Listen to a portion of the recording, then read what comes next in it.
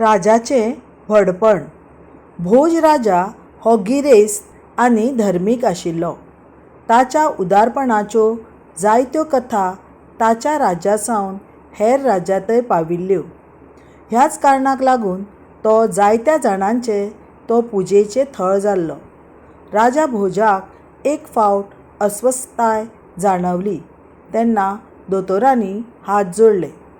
राजा भोजान रोखडोच आपल्या दिवानाक आपयलो आनी ताका सांगलें, हांव चड काळ जियेवचो ना. म्हजे निमाणे संस्कार करपाक म्हाका मसेण भुंयेंत व्हरतना म्हजो एक हात धवो आनी दुसरो काळो करचो. सगळ्यांक म्हजे 2 हात दाखयत व्हर. भोज राजाची ही इत्सा दिवानाक सामकी विचित्र दिसली. ताणें विचारलें, तुमी म्हाका हें करपाक कित्याक सांगतात साहेब?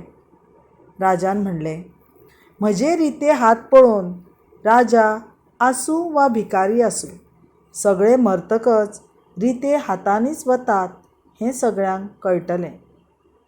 धव्या आनी काळ्या रंगाचें खाशेलपण म्हळ्यार मनशा वांगडा जें वता तें ताचें बरें वा वायट कर्मच आसता.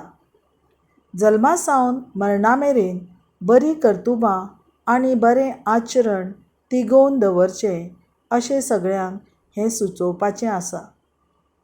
देख, जल्मासावन मरणा मेरेन बरें कर्म आनी बरें आचरण तिगोवन दवरचें